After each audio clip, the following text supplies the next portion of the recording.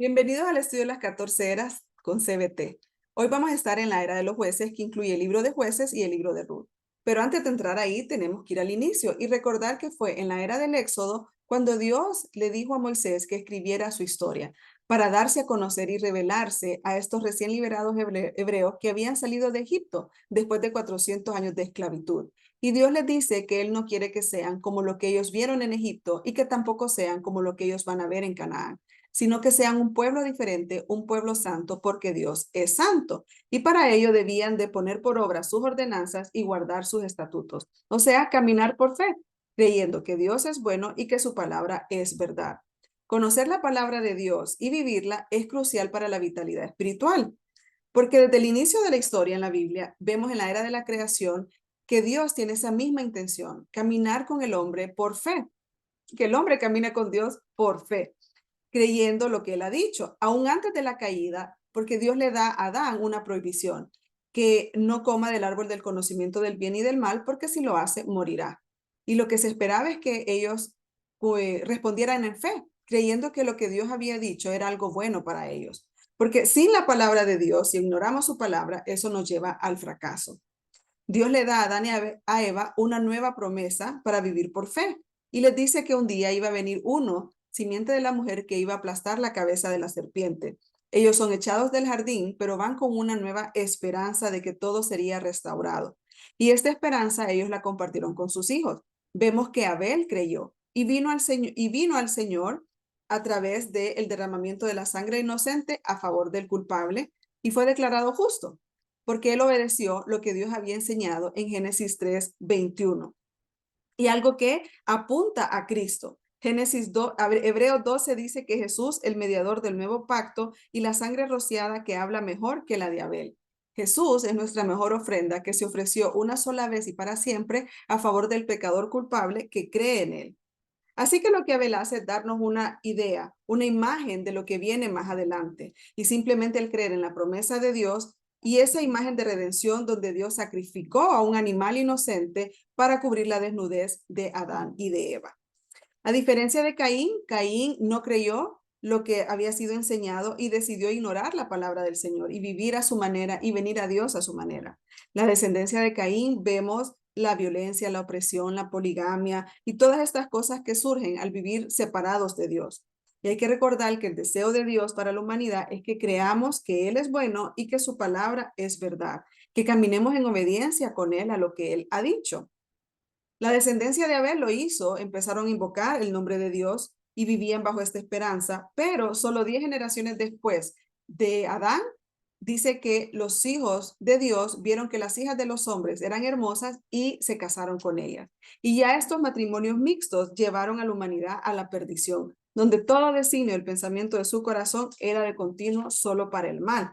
Y esto lleva a que Dios juzgó de manera global la tierra. Y Noé, por su fe, condenó al mundo. Y hay que detenernos y ver, estos son los recién liberados hebreos que están escuchando esta palabra por primera vez. Lo que Dios les está enseñando acerca de que Él sí ve y Él sí juzga el pecado. Noé nos muestra su teología al salir del arca. Lo primero que hace es levantar un altar y ofrecer un sacrificio, derramar la sangre del inocente a favor del culpable y Dios lo percibió como un olor grato. Pero la humanidad se vuelve a rebelar y quieren venir a Dios a su manera, levantando una torre para llegar al cielo. Y realmente solo podemos venir a Dios a través de lo que Él ya ha estipulado, la sangre del inocente a favor del culpable, creyendo su palabra, caminando por fe y viendo al sustituto en la cruz. 20 generaciones después de Adán tenemos nuevamente una humanidad corrompida y llena de idolatría. Y cómo Dios saca a Abraham, que también era un idólatra, y le enseña a vivir por fe, caminar en obediencia al Señor, teniendo una relación con el Señor. Dios le hace a Abraham una serie de promesas que iba a ser una gran nación, que le iba a dar una tierra, y también le dice que de él iba a venir una simiente con la cual bendeciría a todas las naciones de la tierra. Y así llegamos a la era del Éxodo. La era del Éxodo es Dios también cumpliendo las promesas que le ha hecho a Abraham, porque esa pequeña familia que entró a Egipto ahora son millones de personas, una gran nación. Y a ellos en este momento después de haber sido liberados de Egipto a través de la Pascua, que es el derramamiento de la sangre inocente a favor del culpable, los lleva al desierto y ahí él les empieza a dar estos estatutos, su palabra, su historia, para que ellos puedan conocer quién es Dios a través de lo que Dios ha revelado en su palabra. En Deuteronomio 31 vemos lo que Dios ha dicho con el propósito de su ley, que era que al venir todo el pueblo a presentarse delante de Jehová, tu Dios, en el lugar que él escogiere, leerás esta ley delante de todo Israel a oídos de ellos. Harás congregar al pueblo, varones y mujeres y niños, y tus extranjeros que estuvieren en tus ciudades, para que oigan, aprendan, teman a Jehová vuestro Dios y cuiden de cumplir todas las palabras de esta ley. Y los hijos de ellos que no supieron, oigan y aprendan a temer a Jehová vuestro Dios todos los días que vivieres sobre la tierra donde vais, pasando el Jordán para tomar posesión de ella. Entonces debían de escuchar la palabra, aprenderla, de esa manera iban a aprender a temer a Jehová y cumplir su palabra. Y también el amor de Dios por las siguientes generaciones, les queda por escrito para que las siguientes generaciones puedan conocer a Dios también. Entonces vemos cómo Dios establece la alfabetización bíblica como un valor central para el pueblo de Dios. Era conocer su historia para que ellos supieran qué es lo que Dios ha dicho, cómo Dios ha actuado y cómo ellos deben de responder en fe al Dios verdadero. Y esto es justo lo que Josué hace en la era de la conquista. Dios le da instrucciones y el propósito a Josué y lo apunta a la alfabetización bíblica, a ese valor central para la victoria, y le dice que se esfuerce y sea valiente para cumplir lo que Dios ha dicho en su palabra. Josué inicia su liderazgo en obediencia a la palabra de Dios, cumple con la circuncisión, celebran la Pascua, obedecen las instrucciones de Dios de conquistar la tierra. Vemos también cómo Rahab escucha del Dios de Israel y profesa una fe en obras de esconder a los espías, demostrando lo que ella ha creído, de que realmente el Dios de Israel cumple lo que promete y que es un Dios bueno, a diferencia de Acán, que Acán, habiendo estado con el pueblo de Israel, desobedece la palabra del Señor y es castigado por ello. Vemos cómo Josué escribió su propia copia de la ley en Josué 8:32, lo cual leyó a todo el pueblo y los exhortó a caminar por fe, creyendo en la verdad de Dios y en lo que él había hecho. Obedeció Josué, un dato importante es que cuando él dividió la tierra entre las 12 tribus, obedeció lo que Dios había dicho acerca de designar 48 ciudades levitas por todo Israel como centros de alfabetización bíblica. Los levitas habían sido apartados por Dios para ser sus sacerdotes y dedicarse a enseñar la palabra de Dios. Y esta era una estrategia para la alfabetización bíblica de tenerlos regados por todo el territorio de Israel para mantener la llama de su palabra encendida. Dios realmente tomó ese tiempo para instruir al pueblo para que ellos pudieran obedecer la palabra, porque ahí es donde estaba la victoria espiritual. Pero después de un libro de victoria como el libro de Josué, llegamos a Jueces, donde lo que vemos es el fracaso.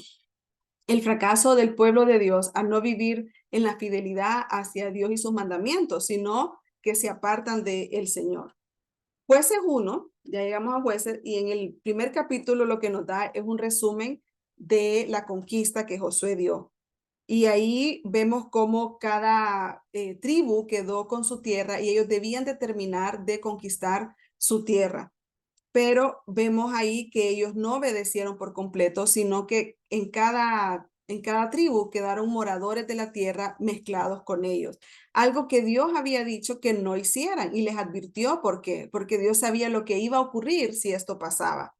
Él les dice que en Deuteronomio 7 que debían destruir por completo las naciones, que no debían hacer alianzas con ellos, no debían tenerles misericordia y no debían de emparentar con ellos, porque les dice, desviará a sus hijos del Señor, los va a llevar a servir a dioses ajenos y esto va a levantar la ira de Jehová y Jehová los tendrá que juzgar. Entonces, la obediencia incompleta de esta generación llevó a la completa desobediencia de la siguiente generación. Y esto es justo lo que ocurre porque ya en Jueces 2 nos dice el problema, que se levantó otra generación, después de la muerte de Josué, se levantó otra generación que no conocía a Jehová ni la obra que él había hecho por Israel. Entonces, no conocían la palabra de Dios que él ya había dejado y entonces lo llevó a las siguientes generaciones a apartarse. No fue una decisión como consciente de que vamos a negar al Señor, sino que poco a poco nos vamos deslizando y nos vamos apartando y olvidando de la palabra de Dios.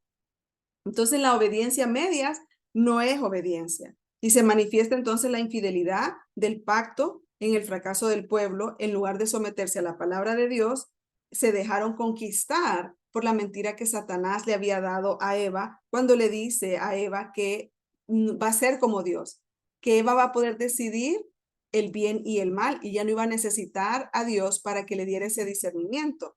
Y eso es lo que ocurre en esta época, porque varias veces en Jueces dice el problema de esta era, que es que en aquellos días no había Dios en Israel, sino que cada uno hacía lo que bien le parecía. Y eso lo repite 4 veces en el libro. Darnos a entender que han dejado la palabra del Señor, que nos da esa dirección hacia dónde ir y lo que es correcto y lo que es incorrecto. Y ya cada quien está decidiendo lo que es bueno ante sus ojos. Es como decir, sigue tu corazón, haz lo que te haga feliz. Y si todos empiezan a hacer eso, entonces vemos el fracaso ya de, como comunidad. Y eso es lo que vamos a ver ahí mismo en Jueces 2, 11 al 19, se nos da este ciclo de pecado en el que el pueblo entra, que define lo que es la era de los jueces. Después los hijos de Israel hicieron lo malo ante los ojos de Jehová y sirvieron a los Baales. Dejaron a Jehová, el Dios de sus padres, que los había sacado de la tierra de Egipto, y se fueron tras otros dioses, los dioses de los pueblos que estaban a sus alrededores, a los cuales adoraron y provocaron a ira a Jehová. Y dejaron a Jehová y adoraron a Baal y a Astarot. Y se encendió contra Israel el furor de Jehová, el cual los entregó en manos de robadores que los despojaron y los vendió en manos de sus enemigos alrededor, y no pudieron ya hacer frente a sus enemigos.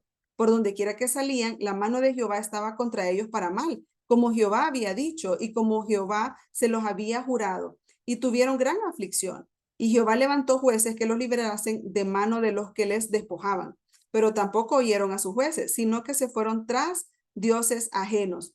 Y aquí hay otras versiones que lo traducen como jugaron a la ramera con los ídolos o se prostituyeron tras los ídolos ajenos. Y es la primera vez que se describe al pueblo de Israel como en esta, que se prostituyen. Y esto lo describen más adelante en Jeremías, en Ezequiel. Se menciona recurrentemente cómo el pueblo fue infiel al pacto del Señor y se prostituyeron con los otros ídolos. Entonces dice que a los dioses ajenos, los cuales adoraron, se apartaron pronto del camino en que anduvieron sus padres, obedeciendo a los mandamientos de Jehová. Ellos no hicieron así. Y cuando Jehová les levantaba jueces, Jehová estaba con el juez y los libraba de mano de los enemigos todo el tiempo de aquel juez, porque Jehová era movido a misericordia por sus gemidos a causa de los que los oprimían y afligían. Mas acontecía que al morir el juez, ellos volvían atrás y se corrompían más que sus padres, siguiendo a dioses ajenos para servirles e inclinándose delante de ellos, y no se apartaban de sus obras ni de su obstinado camino. Este ciclo de pecado nos explica lo que ocurre en Israel, y de hecho suceden 7 ciclos de pecado, en donde Israel se aparta del Señor, olvida la palabra de Dios, deja de obedecer sus mandamientos y se va a adorar ídolos de los pueblos que están ahí. Entonces, en esta desobediencia, Dios se levanta y responde levantando un opresor en contra de ellos para llamarles la atención. Y esto era algo que Dios lo tenía por escrito. En Levítico 26 y Deuteronomio 28, Dios había establecido las bendiciones y las maldiciones y les había advertido, si te apartas de mí, estas consecuencias vas a vivir. Si me obedeces, va a sobreabundar en ustedes las bendiciones que no van a poder con ellas, ¿verdad? Entonces era el hecho de escuchar, si ellos escuchaban Deuteronomio 28, poder darse cuenta, abrir los ojos y decir, lo que estamos haciendo levanta la ira de Jehová y tenemos que obedecer lo que él ha dicho y eliminar lo que ellos hacían mal. Pero como no lo tenían, Dios levanta a estos opresores para llamarles la atención y saber que van por mal camino. De tanta la opresión, finalmente ellos clamaban al Señor y entonces Dios respondía levantando un juez que era un libertador, más que todo un líder militar que los liberaba de esa opresión que estaban recibiendo por parte del enemigo. Y lo interesante aquí es que dice el texto que mientras el juez vivía, vivían en victoria.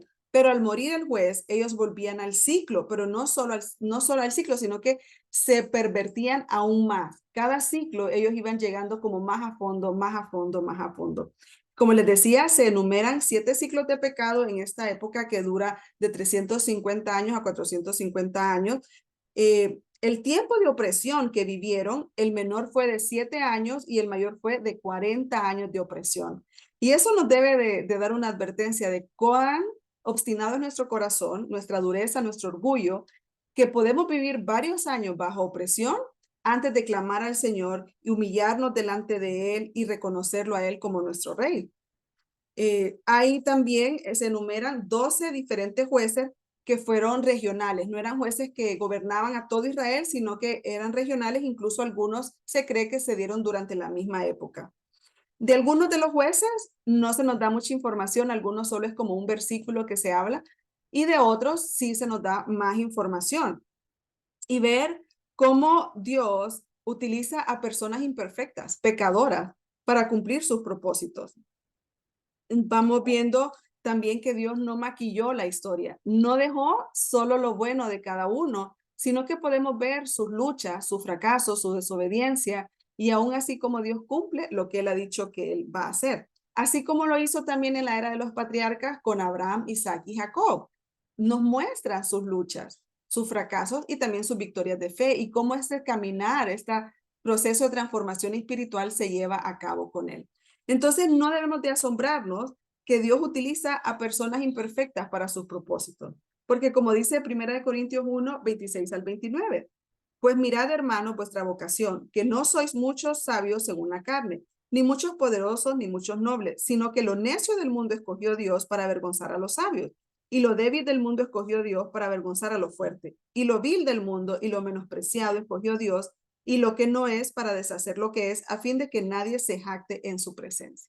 Entonces realmente no tenemos nada de qué jactarnos, es Dios el que hace la obra. Ahí nomás a la par de la burra de Balaam, así como Dios la utilizó, nos utiliza a nosotros. Es en su misericordia que Dios nos da una historia real con personas reales. Estas historias no son historias para niños, no son historias infantiles de fantasía, sino realmente está hablando de personas reales y Dios nos las muestra con sus victorias y con sus fracasos para que nosotros tengamos esperanza, como dice Romanos 15:4, porque las cosas que se escribieron antes para nuestra enseñanza se escribieron, a fin de que por la paciencia y la consolación de las escrituras tengamos esperanza. Al ver cómo Dios utilizó a estos jueces que fueron imperfectos, pero al final en Hebreos 11 son mencionados como héroes de la fe. Y entonces confiar, creer la palabra que escribió Pablo en Filipenses 1:6 que dice, estando persuadido de esto, que el que comenzó en vosotros la buena obra, la perfeccionará hasta el día de Jesucristo. Entonces un caminar de fe que vamos progresando, ¿verdad? De gloria en gloria hasta que vuelva Cristo. Entonces, en estas historias de los jueces y los ciclos de pecado del pueblo, podemos ver el fracaso del pueblo, su infidelidad al pacto de Dios.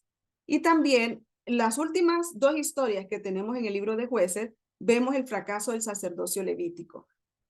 Son 2 historias que de hecho deberían de estar al inicio del libro, porque ocurrieron para esa época, pero es como que primero nos muestra cómo estaba el pueblo culturalmente de manera general, apartado de Dios y viviendo cada uno lo que bien le parecía, y ver ahora también el liderazgo espiritual que Dios había intencionado que hubiera, que también fracasó. Recordemos pues que en la era del Éxodo Dios separa a los levitas y los instruye y les da una serie de instrucciones a ellos específicamente para que ellos dedicaran su vida a conocer la palabra de Dios, instruirla y enseñar al pueblo. Les dije también que habían sido esparcidos en el territorio de Israel en 48 ciudades, lo cual mantenía vivo y cada una de las tribus tenía a un grupo de levitas que podía enseñarle la palabra de Dios. Entonces, estas últimas historias que tenemos en Jueces 17 y Jueces 19 nos hablan acerca de levitas y qué es lo que ellos incurrieron. El levita debía de enseñar la palabra y exaltar la palabra, pero al ver lo que Dios nos muestra, pues podemos ver también cómo ellos también se habían perdido del propósito que Dios les había dado. Entonces, en Jueces 17 y 18 nos habla de un hombre, Micaía, que hace un Dios familiar. Y vemos la corrupción de la familia. El hijo roba un dinero y al devolverlo, la mamá lo bendice y le dice, ay, hijo mío, qué bueno que devolviste el dinero, con esto voy a hacer una imagen de fundición y una estatua. Y ponen un Dios familiar, se vuelve una casa con un ídolo adentro de su casa, porque hace hasta un efod y terafines y cosas, algo que completamente Dios les había dicho que no hicieran. Dios les había dado el tabernáculo de reunión donde ellos debían de ir para venir en adoración al Señor. Pero vemos entonces cómo el pueblo está realmente apartado de lo que Dios ha dicho. Entonces, llega un levita a la casa de Micaía y Micaía se siente como, wow, Dios me está bendiciendo al traer a este levita, porque realmente él lo ve como un ídolo más, como que por ser levita va a recibir mayor bendición. Pero tanto el levita anda fuera de donde Dios le había dado el tabernáculo de reunión para que sirviera al Señor y en las ciudades donde ellos debían de ejercer y no ser sacerdotes de una casa, de un hogar. Pero este levita entonces entra ahí y luego viene la tribu de Dan, que en su paso por ir a conquistar una tierra, escuchan al levita dentro de esta casa y le ofrecen un mejor puesto de trabajo y le dicen, ¿por qué en vez de ser solo un sacerdote familiar, te vienes y sos nuestro propio sacerdote de la tribu de Dan? Y este levita pues se va con los danitas y dirige a toda esta tribu a la idolatría y ellos quedan en la frontera de Israel y esta tribu realmente se aparta del Señor, lo podemos ver desde este momento hasta que son conquistados por Asiria en el 722 antes de Cristo. Y al final de la historia nos dice así como, y por cierto, este levita era un nieto de Moisés. Entonces, por eso suponemos que fueron historias que surgieron al inicio del libro de Jueces.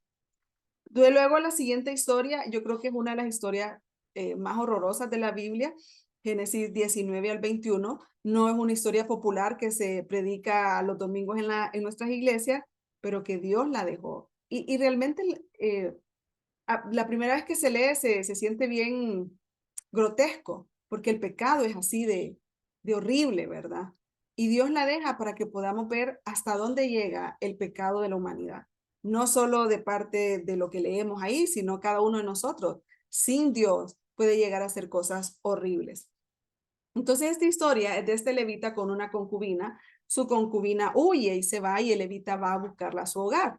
Cuando ellos vienen de regreso, ellos se encuentran en la disyuntiva de a dónde pasar la noche y se da cuenta que hay dos ciudades cerca. Una ciudad que es de Cananea, pero que él dice, bueno, ahí mejor no, porque son cananeos, y mejor nos vamos a una ciudad de Gabá, que es dentro de la tribu de Benjamín, una tribu parte del pueblo de Israel. Él asume que él ahí va a estar más seguro. Entonces se va y un campesino le ofrece que entre a su hogar para que no quede durmiendo en la calle porque él sabe que es peligroso. Y se nos narra una historia similar a la que leemos con Lot cuando llegan los ángeles a Sodoma y Gomorra y Lot les dice que no se pueden quedar en la calle porque Lot conoce cómo son y cómo dentro de la casa de Lot llegan a pedir que saquen a los ángeles porque ellos quieren tener relaciones con estos ángeles.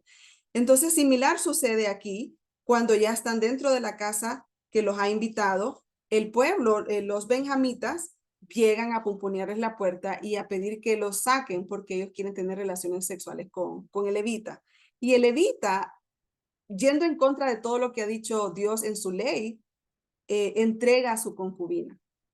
Y horriblemente la concubina es violada en grupo por todos estos hombres que están ahí, al punto pues que ella muere.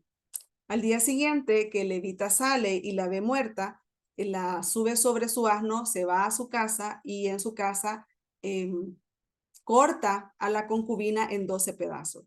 12 pedazos que él viene y los envía uno a cada una de las tribus. Y esto provoca que las tribus se den cuenta hasta dónde han llegado. O sea, cómo hemos llegado a tanto, a este pecado tan horrible. Ellos mismos se asustan a lo que han llegado a hacer. Entonces, decisión tras decisión en estos dos últimos capítulos muestran lo apartados que están de Dios, que se están dejando guiar por su propia sabiduría, no están buscando el libro de la ley, no están buscando la dirección de Dios, sino que son soluciones humanas a problemas que requieren arrepentimiento. arrepentimiento y humillarse delante del Señor y buscar que Él guíe nuestro andar. Israel realmente vemos cómo está viviendo un estado fallido, donde no hay ley, porque no la leen, porque no la conocen, no hay un orden y tampoco hay responsabilidad de que ellos se dejen guiar. Entonces, sin restricciones como las que Dios dejó en su ley acerca de cómo vivir en una comunidad donde todos pudieran florecer, donde todos pudieran sentirse seguros, sin estas restricciones, realmente nadie está a salvo. Y volvemos a lo que describe esta era, ¿verdad? Que en aquellos días no había rey en Israel, sino que cada uno hacía lo que bien le parecía. Y realmente nosotros debemos de buscar hacer lo que es recto y bueno, no para mí, sino lo que es recto y bueno delante de los ojos de Jehová. Entonces eso se vuelve como una epifanía donde Dios dice, ¿cómo llegamos a esto?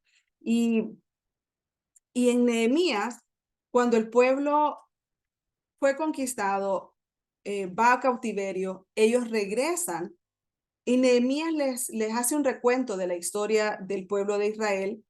Nehemías describe esta era donde se rebelaron contra el Señor y echaron su ley tras sus espaldas. Vemos nuevamente la ausencia de la palabra de Dios lleva a este caos y a estas atrocidades. Entonces, qué triste porque ellos se dan cuenta que algo así podían ellos esperar de los otros pueblos. No imaginarse que ellos mismos estaban en esta misma situación de pecado. Como resultado de todo esto, casi que eliminan a la tribu de Benjamín, dejando solo 600 hombres vivos. Y luego buscan esposas para estos hombres y lo hacen de una manera que uno al leerlo dice, ¿cómo es que están tomando estas decisiones? Pero vemos la ausencia de la palabra de Dios. Entonces ellos, en lugar de mantenerse firmes en las victorias con que Josué los dejó, ellos fueron más bien conquistados por el pecado y se dejaron guiar por el pecado y viven en violencia, viven no con el peligro de las otras naciones, sino ellos mismos se han apartado del Señor y están destruyéndose unos con otros. Y es interesante que hasta en este punto es cuando ellos levantan un altar. En toda la era que leemos, no se ve que se exalta la palabra de Dios o que vienen al Señor en un sacrificio de la sangre inocente a favor del culpable. Y en este momento que ellos ya realmente se dan cuenta, estamos mal, levantan un altar. Durante esta era vemos 4 escenas en el altar que quedan registradas en el libro de Jueces, que es 2 escenas con Gedeón cuando él se encuentra con el Señor, una escena de altar con Manoa, el padre de Sansón, cuando es visitado por el ángel del Señor, y finalmente esta escena del altar después que Israel ha vivido esta terrible situación cuando casi elimina a la tribu de Benjamín. Entonces nos damos cuenta pues que el pueblo ha sido infiel al pacto y que el sacerdocio levítico ha fracasado y que realmente Dios da responsabilidad y también da juicio cuando detrás del púlpito hay corrupción. Entonces la tercera cosa que vemos en esta era es la fidelidad de Dios al pacto, porque vemos cómo aún en este caos en el que ellos están viviendo, cuando el pueblo clamaba a Dios, cada vez Dios les escuchaba y Dios les respondía. Y es dentro de este contexto que tenemos el libro de Ruth. Esa esperanza, porque leyendo el libro de Jueces, uno queda como, ¿qué pasó aquí, verdad? ¿Qué está haciendo el Señor? ¿Cómo podemos ver su actividad, su mano, su obra? Entonces Dios nos deja el libro de Ruth para darnos cuenta que detrás de la historia humana, Él siempre está obrando detrás de bambalina, llevando a cabo su plan.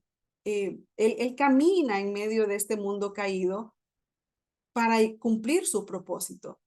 Por ejemplo, Sansón, viendo los jueces, Sansón no camina en obediencia con el Señor, pero Sansón, aún antes de nacer, Dios dice que va a ser un juez, que Dios lo va a levantar como juez.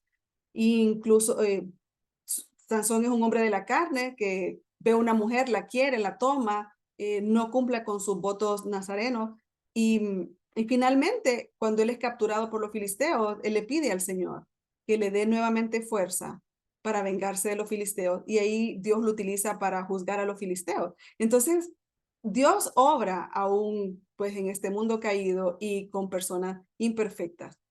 Tenemos entonces el libro de Ruth y debemos de retroceder también con el libro de Ruth porque Dios ha dejado un caminito que viene haciendo para llegar a Ruth. Y por ejemplo en Génesis 49:10, Dios había prometido que sería a través de la tribu de Judá que vendrían reyes hasta que venga Silo. Entonces Dios ya había estado trabajando y en los tiempos más oscuros de la historia de Israel, vemos a Dios siempre está cumpliendo sus propósitos redentores. Y eso es lo que nos da esperanza al vivir en este mundo caído. Entonces tenemos ese dato que Dios nos da, que es a través de la tribu de Judá, que va a venir el Mesías, y también en la era del Éxodo, en la ley que Dios da para protección de esta comunidad. En Levítico 19, Dios les dice que no deben de cegar su mies, que no la tienen que cegar hasta el último rincón de ella, ni espigar toda su tierra, y no buscar en la viña, ni recoger el fruto caído de la viña, sino que eso que quedaba ahí, que ellos debían de dejar ahí, era para el pobre y para el extranjero, yo Jehová vuestro Dios. Entonces Dios ya estaba proveyendo para Ruth y para Noemí al momento que ellas llegan a Belén nuevamente. Y también deja la ley del levirato, que explica, esta ley era para beneficio de la mujer, no para el beneficio del hombre, y eso lo podemos ver en este libro de Ruth cuando vos le dice a Ruth que hay un pariente más cercano y que él es el que tiene el derecho de redimirla.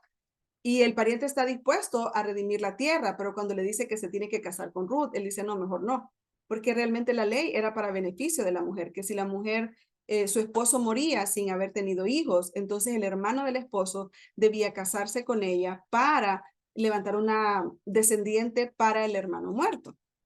Entonces son leyes que Dios ya había establecido y las vemos el beneficio en el libro de Ruth.